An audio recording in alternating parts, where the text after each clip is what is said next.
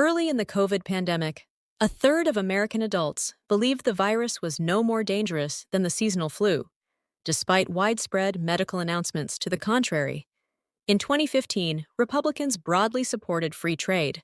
2 years later, after Trump's lead, they largely opposed it. If the public can be this misinformed or this easily influenced, how much should public opinion actually drive law? That is the central question of Module 4. The delegate versus trustee debate is the oldest question in democratic theory. George Gallup, the father of modern polling, argued that the task of the leader is to decide how best to achieve the goals set by the people. Edmund Burke and Walter Lippmann disagreed. Effective government cannot be conducted by officials who ask first, "What does the Gallup poll say? Which model better serves democracy? And does it depend on whether the public is well informed?" Even if officials want to follow public opinion, contradictions make it almost impossible. In the entire history of national polling, no survey has ever found a majority of Americans supporting a significant tax increase. Yet those same Americans refuse to cut Social Security, defense, or Medicare. These preferences are mathematically incompatible. You cannot have lower taxes, higher spending, and no deficit, and yet that is what the American public consistently wants when you add it up. Druckmann and Jacobs documented that presidents typically pursue their own goals and use framing to generate public support. The Iraq War is the case study. Over 6 months, the Bush administration framed Iraq as an existential threat. Americans shifted from favoring UN inspections to supporting a ground invasion, and when the war began, 70% backed it. Did public opinion drive policy, or did policy drive public opinion? V. Oakey's boundaries of action is the most consistently supported finding in the public opinion policy literature. Public opinion does not dictate exactly what officials do, but it sets the space within which they can safely operate. Cross that boundary on a highly salient, high-intensity issue and face electoral consequences.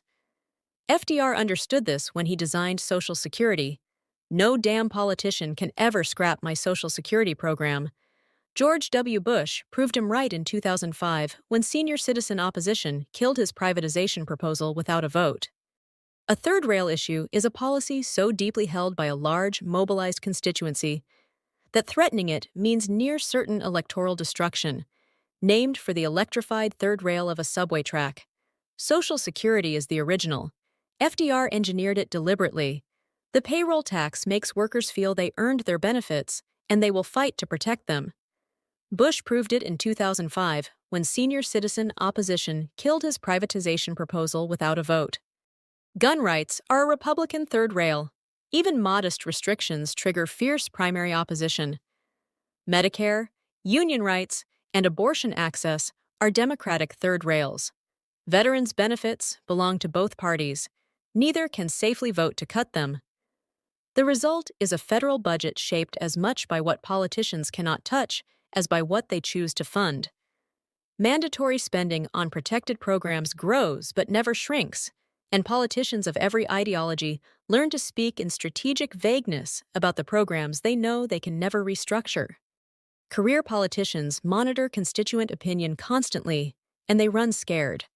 On highly visible issues with intense public concern, public opinion functions as a hard boundary. Cross it and lose your seat. Re-election motivation is the enforcement mechanism of democratic accountability. But on lower-salience issues, officials act as trustees, and through the bully pulpit, they actively frame issues to move public opinion toward their pre-existing goals. When they succeed, policy and opinion align. But that alignment may reflect the power of leaders, not the power of the public. A senator is running scared for re-election.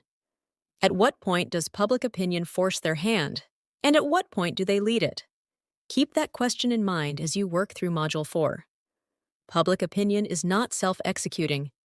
It needs citizens who can read it critically, recognize when they are being framed, and tell the difference between a hard boundary and a soft preference. You are becoming one of those citizens.